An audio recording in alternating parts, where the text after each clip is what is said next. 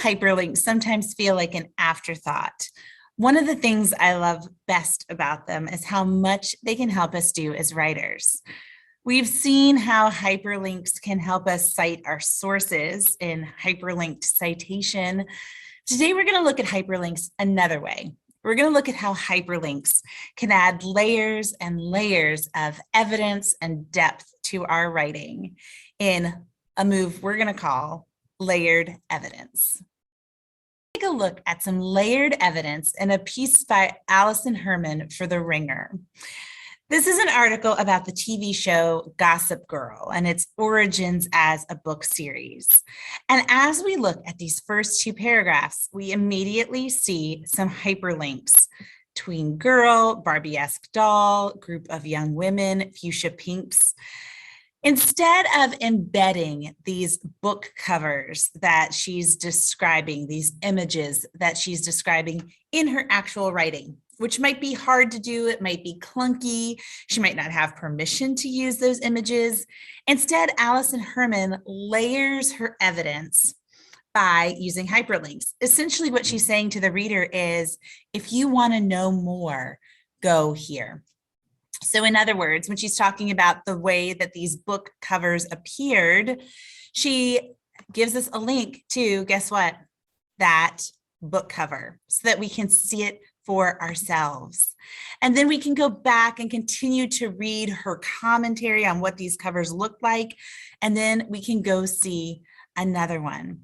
This is actually a pretty sophisticated move, because instead of having to say, here's a piece of evidence, here's a piece of evidence, and kind of proceed slowly through her writing this way, instead, we get this evidence, we get these images, we get them layered in underneath her own commentary. It's like they're nice to see and helpful to have, but not absolutely necessary to the argument she is making. I want to show you another example from an article by Vanity Fair for AV Club. This is about the show Gilded Age. That's on HBO Max. And while Alison Herman layered images as evidence behind or underneath her own ideas, here Vanity Fair is layering information and facts and backstory. So I want to show you what that looks like. She's writing about this new show, Gilded Age, and she talks here, you see lots and lots and lots of hyperlinks, right? About some problems that the show encountered.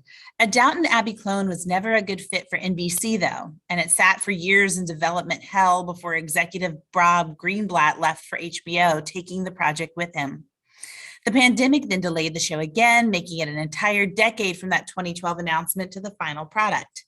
Meanwhile, Fellows attempted two other projects, Belgravia and The English Game, neither of which came close to capturing the Downton magic. So Vanity Fair here is giving us some context, so a little bit of backstory about the show. But instead of getting into the weeds, instead of getting into sort of like the minutia of all of these different backstories that led to this continued stall of the show, she links them for us. She puts those layers of additional evidence behind her own writing. So if you want to know what development hell was, you can click this article and it's going to take you to an article about that exact issue in Vanity Fair.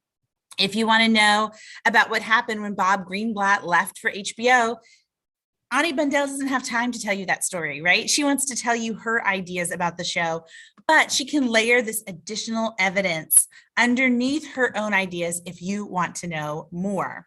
It's this really cool way of almost creating like a rabbit trail for your reader to follow as they get deeper and deeper and deeper into your topic and into your ideas. They can also get deeper and deeper and deeper into other evidence that supports your thinking.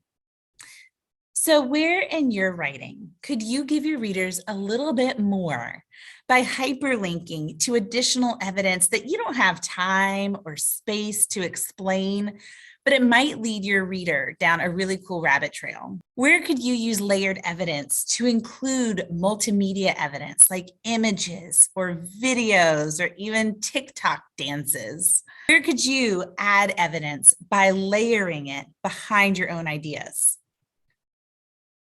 Thanks so much for watching. Please subscribe so that you don't miss any mini moves for writers.